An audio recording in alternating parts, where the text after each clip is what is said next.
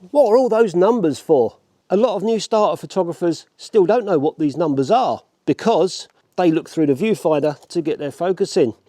Those numbers are actually there and they're called a distance scale for you to accurately focus your camera. So if you're not quite sure what all these numbers mean, and even the fact that there's an extra set of apertures on the lens, stick around because we're going to put it to use and see exactly what they do, what they're for, and what the purpose is.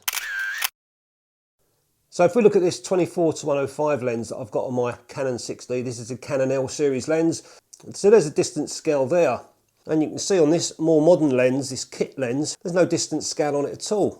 And even coming over to one of my favourite lenses, and again very similar to the 24-105, we've got a little distance scale covered behind glass. But I've never even used this on this lens. Why would I? It's an automatic focus lens, an automatic focus camera.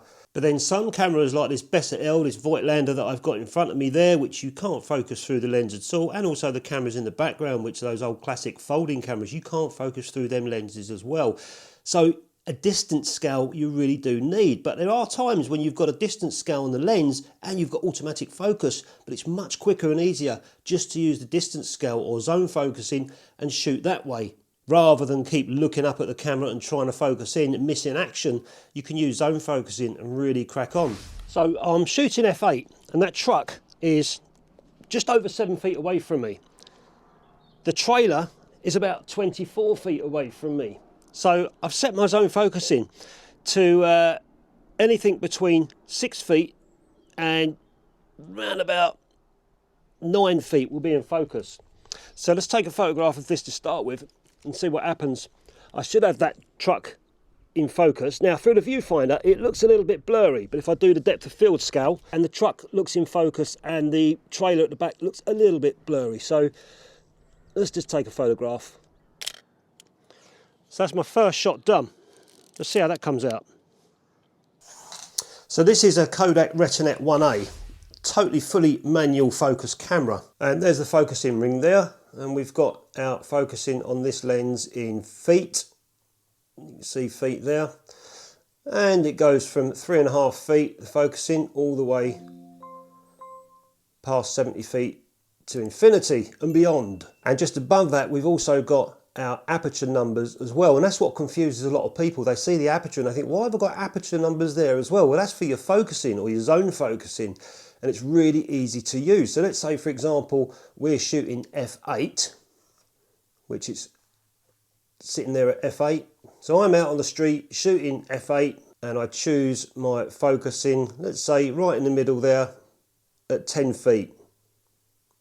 That's telling me that my focus range at f8 is between 7 feet and 20 feet. So anything between 7 feet and 20 feet should be in acceptable focus, with 10 feet being the most precise focus. And if you look at most of your lenses that you've got, this old Canon FD lens, for example, what's this, a 50mm lens? Yeah, 50mm lens. This is exactly the same. So I've got the aperture scale there and the distance scale at the top, and I can set my zone focusing.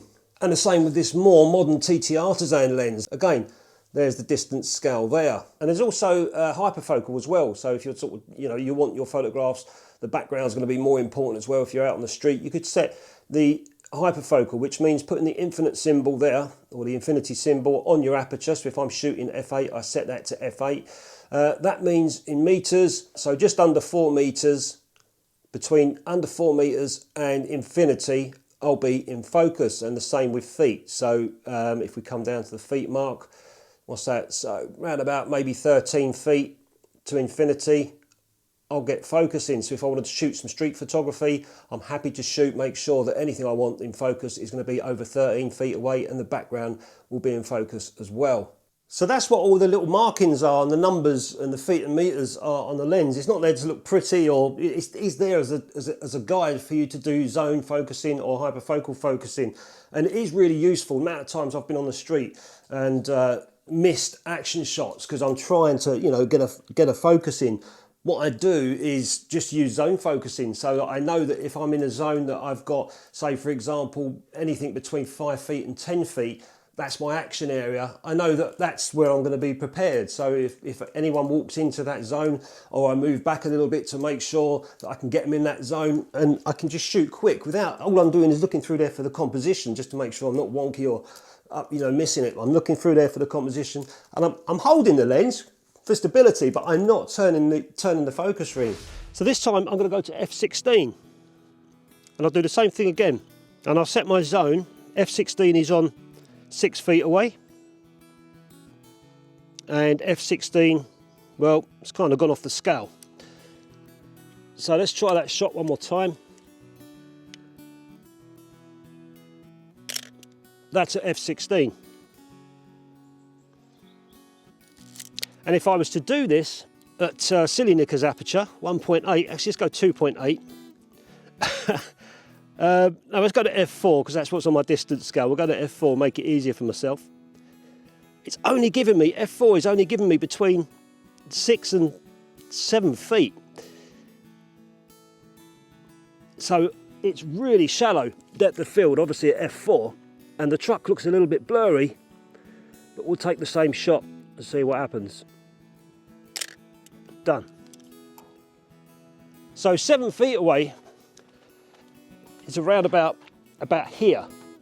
So I'm hoping that the truck at f8 to around about here would probably be in focus, and the trailer is about 24 feet away, it reckons. So f16, I should have got the whole lot in focus. And if the lighting hasn't changed, it's really simple photography. You just stick to f8 or f11 or whatever you're shooting. You don't even have to hold the lens, just in case you do hit the focus in a little bit. Just hold the camera there, walk around, make sure everything's in your zone, and take the shot. When you get back, they should be relatively in focus. I mean, I'm not too fussed if my street photographs aren't banging sharp focus. You know, it is what it is. Sometimes I'll shoot 1/60th of a second to purposely put stuff into a bit of motion. But, you know, it's definitely, I find it a better way to shoot faster on the street, not miss shots, by zone focusing my shots rather than keep looking through and trying to focus. So this time I'm going to put it into real terms. Just imagine we're shooting on the street. It's a busy street. I want to do some street photography. I haven't got time to be messing around with my little laser pointer, pointing it and blinding people in the face. I'll probably get thumped or something. So I'm not going to be doing that. But what I do want to do is just set my aperture first of all. What aperture do I want on the street? So I'm going to go for, I don't know, f8. f8's a nice aperture for street photography, f11. So I'm going to go to f8. And then I've got to decide, okay, how far do I want my subjects to fall? So if I'm on the street, I'm looking at people, I'm thinking, okay, I want to kind of shoot them from about 5 feet away, maybe 6 feet. Let's go to 6 feet. So again, I set my focus distance to 6 feet, and it's telling me between 6 and around about 10 feet I'll be in focus. So what I need to do is walk around here without touching the focus ring and take photographs of things that fall in around about 7 or 8 feet away. That will be my zone focusing. Anything in that zone hopefully will be in focus. So I've got to guess roughly 7 feet away. I reckon these tyres are about 7 feet away. So if this was my street photography shot, these two tyres here is roughly where I'm going to be shooting. And the way I'm imagining 7 feet away is because I haven't got a measure or something. I'm just sort of imagining someone that's 6 foot laid down on the floor and a little bit more. So probably between here and that trailer there. But I've got between 6 and say 10 feet of focus. An old dumped car there, we'll get a shot of that.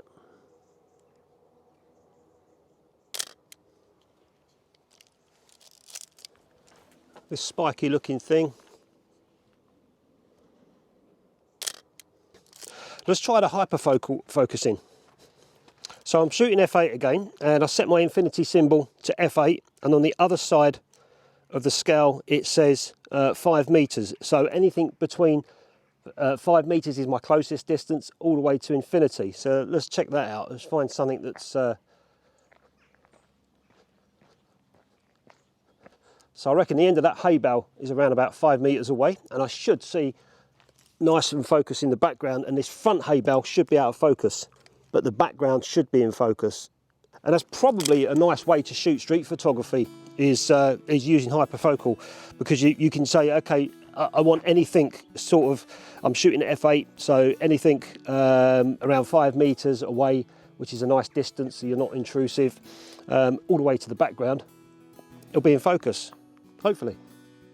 Now let's make things more tricky. Let's shoot at f2.8. I haven't even got 2.8 on the scale, so I'm going to put the 3 feet mark, 4 feet mark actually, right in between 4 and the red mark, so that possibly could be 2.8, I don't know. So let's take pictures of things around about 4 feet away and see how I get on. Let's start off with this bucket over here. 4 feet away, there's a tap on the wall there, 4 feet away. It looks seriously out of focus through the lens. What about my GoPro at 4 feet? 4 feet roughly. This is at f2.8, but like I say, I wouldn't use that on the street anyway, 2.8. Why? Street photography, would I want shallow depths of field? I want to show the whole street, so I want my subject and everything else beyond in focus so you can see all the detail. So naturally longer distances are going to give you much more range on the distance scale. If you're focusing on something quite close, you're going to get a lot less fitted in. But again, if that's something you're doing, you'll likely look through the lens unless you've got a camera that doesn't focus, such as the old folder cameras where you'll need a tape measure or something to get your distance correct. But in this case, I'm shooting f8 and it says between 3 feet and around about 3.5 feet I'll be in focus. So that's really not giving me much to play with. Not much at all. Let's see what happens there. And if I shoot at f16, it's going to give me a little bit more, but not a great deal more because I'm still quite close to my subject.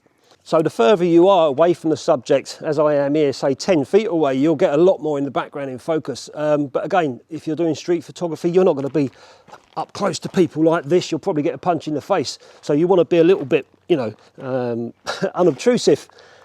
So 10 feet is quite a nice distance actually from here to there, just to take quick shots and move on. And you'll get the subject in focus, you'll get everything else in the background in focus. If it moves forward a little bit more, you've got a bit more margin. On this one it says, if anything, sort of just over 6 feet away. So if my subject kind of falls around this area, they're likely to be in focus if they're moving around. So I know that I don't have to keep mucking around with my focus ring. I can just make sure that they're around 10 feet away on street photography and just shoot away comfortably. And even if they're not in sharp focus, it doesn't matter. It's the moment that you want to try and capture. I find that sharpness doesn't matter in street photography, all right, unless it's really out of focus, then so be it. But it's the key moment what you're trying to capture. You know, you'll see a lot of really good street photographs and they're not in focus, but they captured the moment that wouldn't be captured again.